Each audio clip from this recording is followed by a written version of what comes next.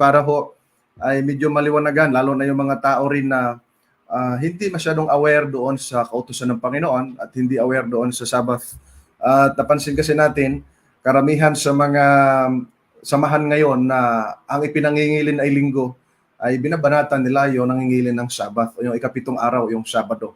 Maganda na atin pong liwanagin ito dahil kung doktrin ng pag-uusapan, Biblia ang ating basihan, mga kapatid, para mas malinaw at mas maganda yung pong kasagutan na atin pong maibibigay sa kanila, mga kapatid. So doon sa tanong ni Mark Rolyota, ni Travolta pala, ayan, ay ginamit niya yung Ecclesiastes Kapitulo 12, versikulo 13 upang itanong niya sa atin kung meron bang utos dyan na ipangilin ang Sabath doon sa salitang ito ang buong katungkulan ng tao. Manapay basahin natin para magkaroon ng kaliwanagan. Ecclesiastes Kapitulo 12. Yung pong nasa tanong, 13. Ang sabi riyan, ito ang wakas ng bagay, lahat ay narinig. Ikaw ay matakot sa Diyos at sundin mo ang kanyang mga utos, sapagkat ito ang buong katungkulan ng tao. Ayan, dito mga kapatid, makikita natin, sa ginamit niyang talata, ang tanong niya doon, may nakalagay ba dyan na ipangilin ng Sabbath? Alam mo kapatid na Rolyota, napansin mo dyan doon, ikaw nga mismo nagbigay ng highlight ng salitang, ito ang buong katungkulan. This is the whole duty of man.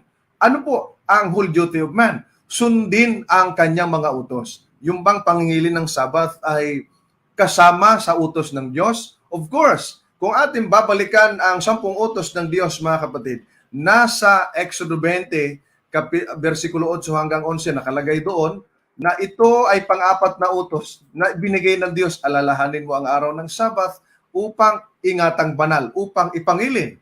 At sa 5.12 ng Deuteronomio ay kasama sa utos ito. Ilagay nga natin sa screen natin dan yung 5.12 ng Deuteronomio.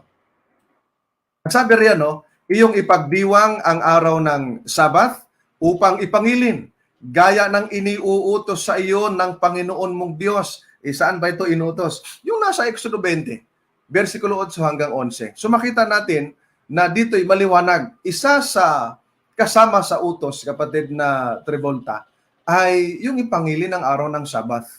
Okay? Huwag mo hanapin doon kasi yun ay buong katungkulan. Ibig sabihin, kasama doon yung pangingilin ng Sabbath dahil ang Diyos mismo ang nag-utos niyan.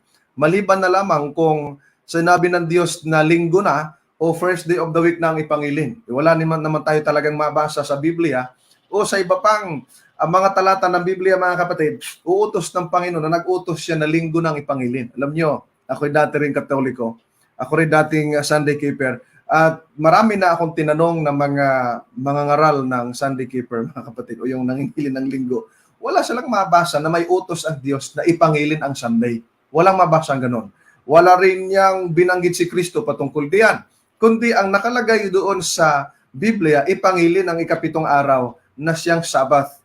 At nung nakaraan nga, nagtanong ang kapatid na Noel sa akin, ay pinaliwanag natin na bakit Sabado? Ay sapagkat yung Sabado, yun yung ikapitong araw, mga kapatid. Ang Sabado siyang ikapitong araw, marami po ang mga tao kasi na hindi nila alam na yung ikapitong araw ay siyang Sabado. Minsan iniisip nila, even yung mga teachers sa public, may mga kilala akong mga teacher na they found out lang lately na yung palang ikapitong araw ay siyang Sabado. Akala nila dati ay linggo. Kaya akala nila, kaya tinuturo nila sa school Sabado sa bahay, katulong ni nanay, linggo'y nagsisimba. O kita niyo mga kapatid, bakit ito nang tinuturo nila? Because ang kanilang palagay, yung ikapitong araw, yun yung Sunday. Pero kung ating babalikan, if we check yung kalendaryo, yung talagang tunay na kalendaryo, at yung dictionary, at of course yung Bible, ay maliwanag doon na nakasad, yung ikapitong araw, yun yung Sabado na tinatawag na Sabbath. Kaya nga,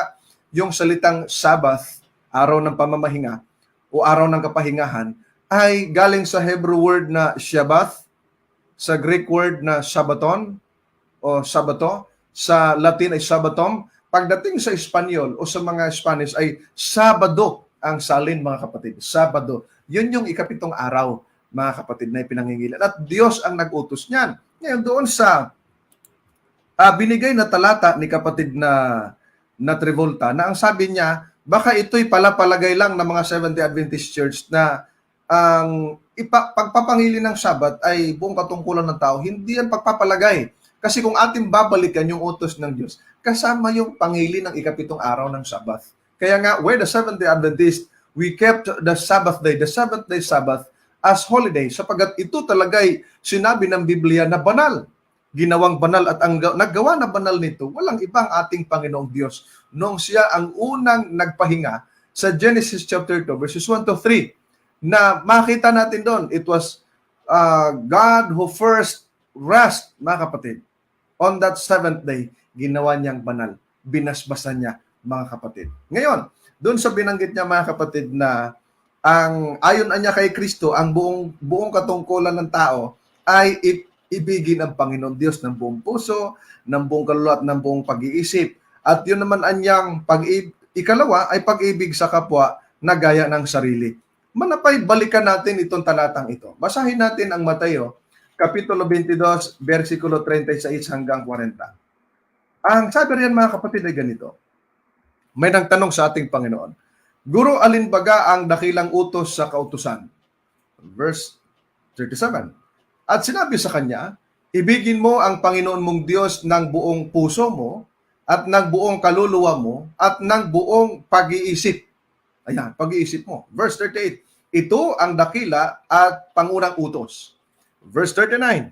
Ang sabi riyan, at ang pangalawang katulad ay ito, ibigin mo ang iyong kapwa na gaya ng iyong sarili. Hindi napansin ni kapatid na Travolta o ni kaibigan Travolta na may kasunod yan. Pagdating sa 40, ang sabi sa 40 o verse 40, sa dalawang utos na ito ay nauuwi ang buong kautusan at ang mga propeta. Napansin niyo, mga kapatid, bakit nauwi sa buong kautusan?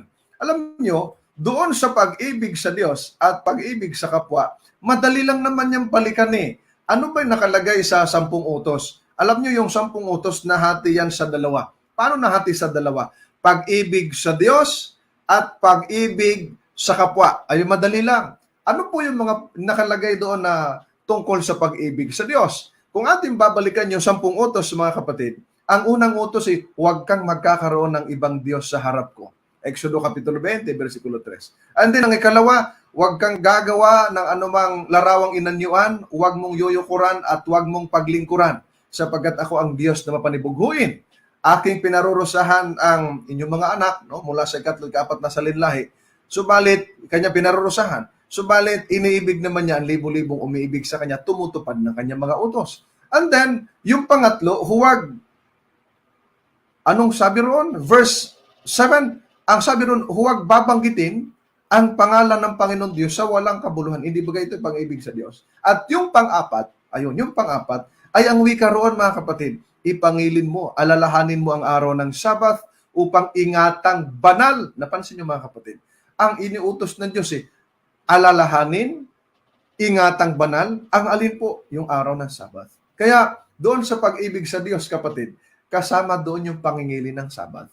If you are keeping the Sabbath day, it is part of God's law na dapat sundin sapagkat ito ang buong katungkulan ng tao. Ngayon, binanggit niya roon kasi dinivide niya yung pag-ibig sa Diyos at pag-ibig sa kapwa. Napansin natin, mga kapatid, na doon sa verse 13, 12, kasi 8 hanggang 11 tungkol sa Sabat yon sa Exodus 20. Pagdating sa verse 12 ay doon na nagsisimula yung pag-ibig sa kapwa. Bakit? Sapagkat inilagay ron iyong igalang, irespeto ang iyong mga magulang.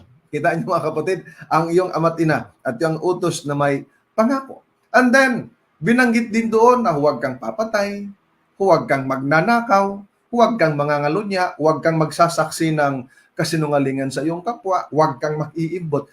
Ito naman ay pumapatungkol sa pag-ibig sa kapwa, pag-ibig sa tao, mga kapatid. Kaya kung makikita natin, babalikan mo lang yung utos ng Diyos, especially the 10 Commandments, mga kapatid. Alam nyo, ay tinututulan nila na yung 10 utos ay sa Israel lang. Pero kung ating titingnan, mga kapatid, maraming mga Kristiyano na hindi Israelita nangingilin ng Sabbath.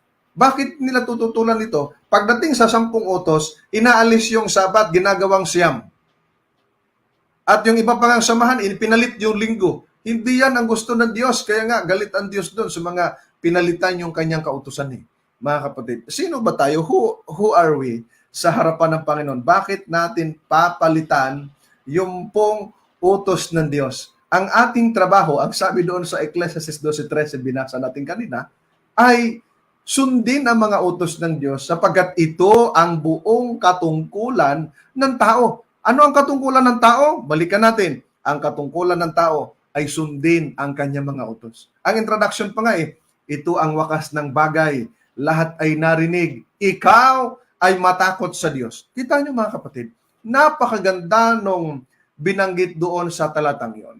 Nagpapaalala sa atin, mga kapatid, matakot tayo sa Diyos at sundin ang kanyang mga utos. Abay, bakit? Sapagkat ito ang buong katungkulan ng tao. Ang katungkulan ng tao, ang pagsunod sa utos ng Diyos. Maliwanag yan mga kapatid. Kahit na gustong tibagin niya ng mga sumusuway, wala silang magagawa, mga kapatid. Bakit? Nakalagay na sa Biblia Ang Diyos ang nag-utos, ang Diyos ang nagsalita. Kaya kapatid na Travolta, kung ang tanong mo, kasama ba doon sa buong katungkulan ng tao na sundin ang utos, yung pangingilin ng Sabat, ang sagot ko po, opo, kasama po doon, kapatid. Bakit kasama? Sapagkat kasama sa utos ng Diyos, especially the Ten Commandments, yung pangingilin ng araw ng Sabbath. Alam ko na lahat ng simbahan nagtuturo ng Ten Commandments, kaya lang medyo sumablay sila doon sa Fourth Commandment, doon sa Sabbath. Bakit? Kasi hindi nila sinusunod. Manapay nilalabag nila, harap-harapang nilapastangan ng Diyos, mga kapatid. Harap-harapan na ayaw nilang sundin, mga kapatid. Okay? Kaya nasa inyo po yan, mga kapatid. Kung tunay na sinusunod ninyo ang Panginoon, dapat sundin ninyo ang kanyang mga utos. Kaya nga, yung pag-ibig sa Diyos, mga kapatid, pagsunod sa utos yon. Okay? Yung pag-ibig mo sa Diyos, isa doon sa pagpapakita, pagsunod sa utos. Halimbawa na lamang, ang sabi ng ating Panginoong Yesus sa Juan 14:15, ang maliwanag dyan na nakasaad ay ganito Ang sabi riyan, 14:15. Opo, ang sabi riyan mga kapatid, kung ako'y inyong iniibig, ay tutuparin ninyo ang aking mga utos. Ito'y napakalinaw mga kapatid. Ang sabi ng ating Panginoon, kung ako'y inyong iniibig, tutuparin ninyo ang aking mga utos. Napakaliwanag naman yan Kung iniibig mo ang Panginoon, sundin mo ang kanyang mga utos, mga kapatid. At ang sabi pa sa unang Juan, Kapitulo 5, versikulo 3, ito ay maliwanag din na nakasaad. Sabi riyan, sapagkat ito ang pag-ibig sa Diyos na ating tuparin ang kanyang mga utos at ang kanyang mga utos ay hindi mabibigat. Ayan, ito mga kapatid, ang liwanag Ito anya yung pag-ibig para sa Diyos. Yung para sa ating pagmamahal sa Panginoon. Na alin po na ating tuparin ang kanyang mga utos at ang kanyang mga utos ay hindi mabibigat. Alam nyo, nabibigatan talaga yung mga taong ayaw sumunod sa utos ng Diyos. No? Hirap na hirap sila dahil ang nangyayari, sila yung nasusunod, hindi yung Diyos, mga kapatid. Okay? Hindi yung Diyos na gumawa ng langit at ng lupa, nung gumawa sa atin, na nagbigay sa atin ng utos, hindi na ang Diyos ang nasusunod.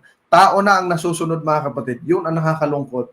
At harap-harapang nilalabag yung utos ng Diyos, pero gamit-gamit Biblia, mga minamahal na mga kapatid. Kita ninyo? Bakit ba naman ay hirap na hirap kayong sundin ang utos ng Diyos at nilalabanan pa ninyo, mga kapatid? Basta, doon po sa sagot natin, mga kapatid, kasama sa tungkulin ng tao, ipangilin ng araw ng Sabat ayon sa banal na kasulatan.